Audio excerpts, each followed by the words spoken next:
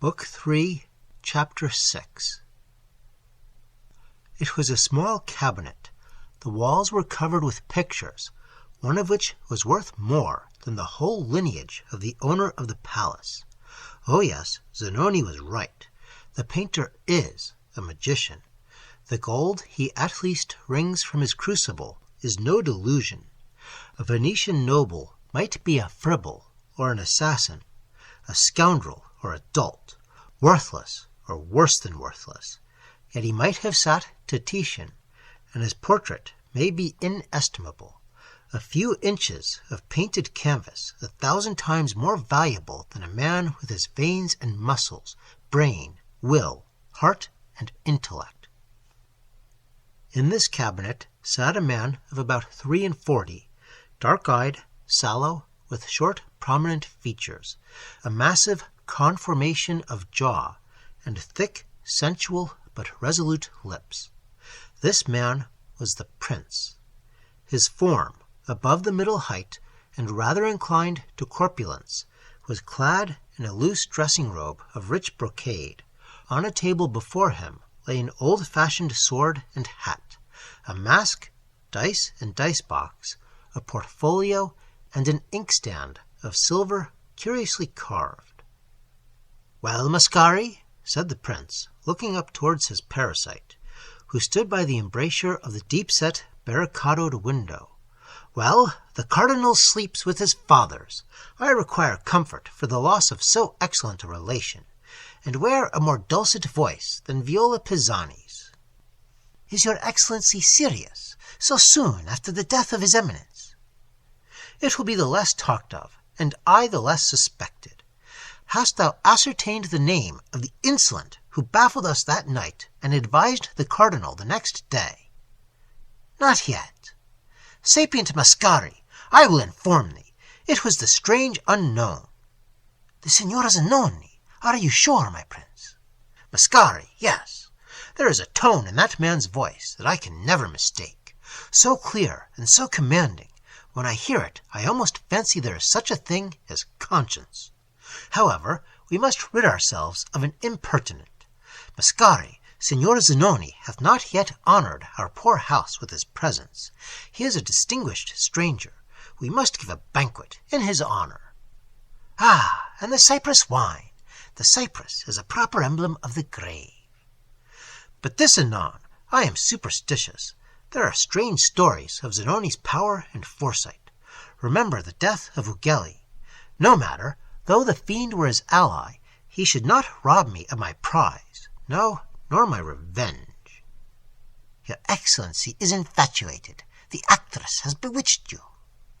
"Mascari," said the prince with a haughty smile, "through these veins rolls the blood of the old Visconti, of those who boasted that no woman ever escaped their lust, and no man their resentment.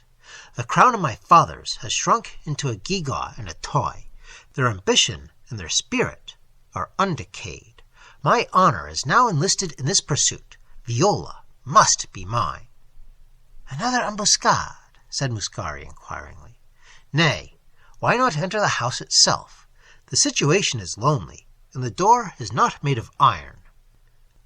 "But what if, on her return home, she tell the tale of our violence? A house forced, a virgin stolen. Reflect, though the feudal privileges are not destroyed, even a Visconti is not above the law."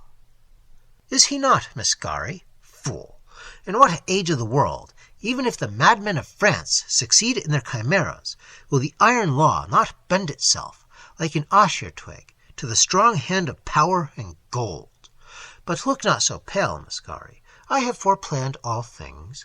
The day that she leaves this palace, she will leave it for France, with Monsieur Jean-Nicot." Before Mascari could reply, the gentleman of the chamber announced the Signor Zanoni. The prince involuntarily laid his hand upon the sword placed on the table, then with a smile at his own impulse, rose and met his visitor at the threshold, with all the profuse and respectful courtesy of Italian simulation. "This is an honor highly prized," said the prince. "I have long desired to clasp the hand of one so distinguished." "And I give it in the spirit with which you seek it," replied Zanoni. The Neapolitan bowed over the hand he pressed, but as he touched it, a shiver came over him, and his heart stood still. Zanoni bent on him his dark, smiling eyes, and then seated himself with a familiar air. "Thus it is signed and sealed. I mean our friendship, noble prince. And now I will tell you the object of my visit. I find, Excellency, that, unconsciously perhaps, we are rivals. Can we not accommodate our pretensions?" "Ah," said the prince carelessly, "you, then, were the cavalier who robbed me of the reward of my chase. All stratagems fair in love, as in war. Reconcile our pretensions. Well, here is the dice-box. Let us throw for her. He who casts the lowest shall resign his claim." "Is this a decision by which you will promise to be bound?" "Yes, on my faith." "And for him who breaks his word so plighted, what shall be the forfeit?" "The sword lies next to the dice-box, Signor Zanoni. Let him who stands not by his honor fall by the sword." "As you invoke that sentence, if either of us fail his word, be it so. Let Signor Mascari cast for us." "Well said. Mascari, the dice."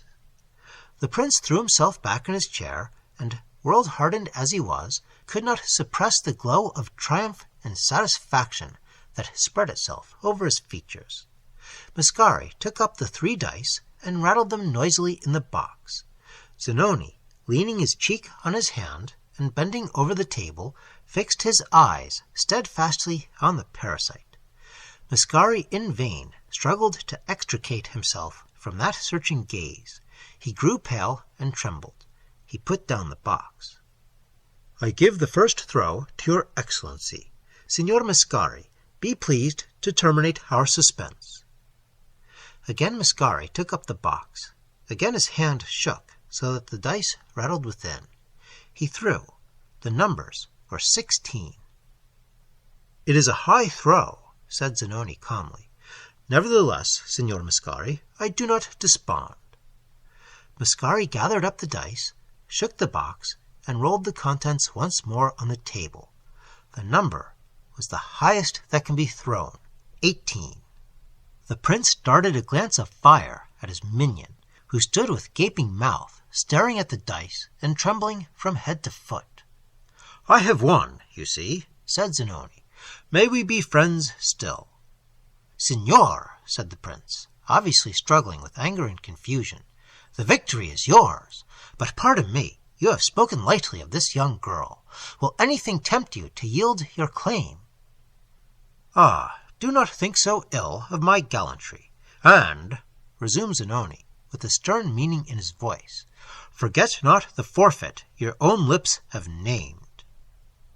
The prince knit his brow, but constrained the haughty answer that was his first impulse. "Enough," he said, forcing a smile. "I yield. Let me prove that I do not yield ungraciously.